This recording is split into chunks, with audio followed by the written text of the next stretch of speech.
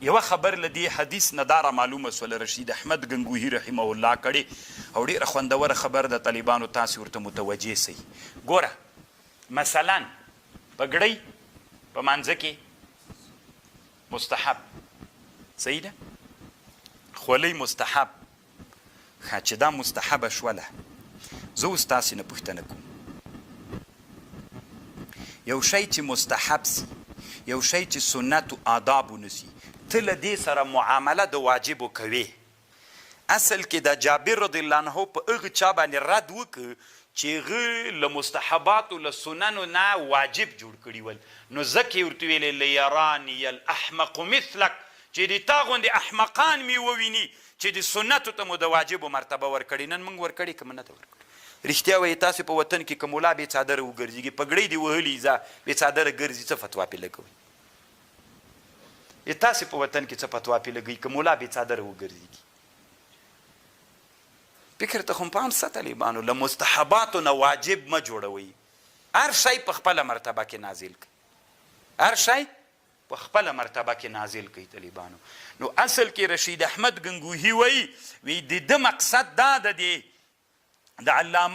جابر رضی الله عنه له دې حدیث نه مقصد دا ده، دا نه مطلب نه ده منم جابر رضی الله عنه وایي چې زه پګړۍ مثلا مستحب ده، منم د سره چې لباسونه دوه لباس یې مونځ پکې وکړي ښه ده، تنا یې وکړي نه دا استحباب منم، خو دې استحباب نه خو تاسې واجب جوړ کړي دي راته، نو ځکه مې دا یو جوړ کړي وکړي یرانی الاحمق مثلک، چې تا د مستحبو نه واجب راته جوړ کړی د ضروري بلې ولې ملامتیا دې وکړه چې زه صحابي دې ملامت کړم، ظلم مې د رسول الله سره تېر سوی، خو دې نه معلومیږي لو مو ملامتیا په چا کې ده؟ خلاصه شریفه خو م ویلې که نه په چا کې ده؟ په واجبو کې لوم ده که نه؟ نو ته ما ولې په مستحبو ملامتوي؟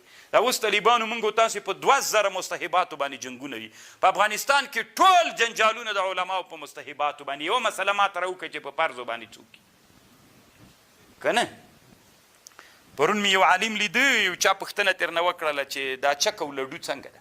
ته ورته ویلې دا لوبې اوس راوتلي دي، نو دا بس که وخت پې ضایع کېږي ناروا ده. نو ملا چې تحقیق درته معلوم نه وي ولې وایي؟ اوس نه، دا له اسلام نه په سوونو په زرګونو کاله مخکینۍ لوبه ده چکه.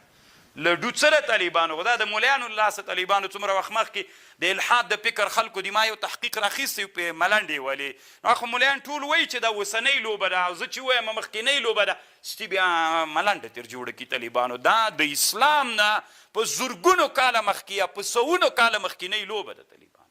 خبر پوی ملا وي بله ورځ راوتلې د شکوي چې د دنیا مخ ته لاړله چاپ یې اوس راوتلی، دا مخکینۍ لوبه ده طالبانو. کتاب یې نه یې کتلی، تحقیق یې نه یې کړی.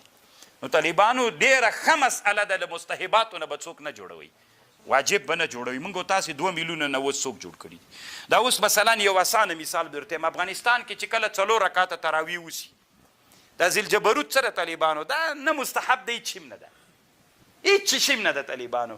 بس اصل کې داسې ده چې 4 رکعاته تراویح دې وکړې، خو ډېر په ستړې دې چې کړې وې، ستړی سوی وې، وخت دې ډېر کې تېر کړی، دمه وکړه، کښېنه، چای وچکه، ګپ ولګوه، وغږېږه، یا ځان سره کښېنه، تم تسبیح وایه، دیم وایي، دیم وایي، دیم وایي، ټول تسبیحات په شریکه ووایه. دلته به ملا ته غوږ بس خلاص طالبانو. دا اوس نو چی سو؟ ته ما ته دا راوښیې طالبانو چې ذکر کوي، د ذکر ویللو کې ثواب ده که په استماع کې هم ثواب شته؟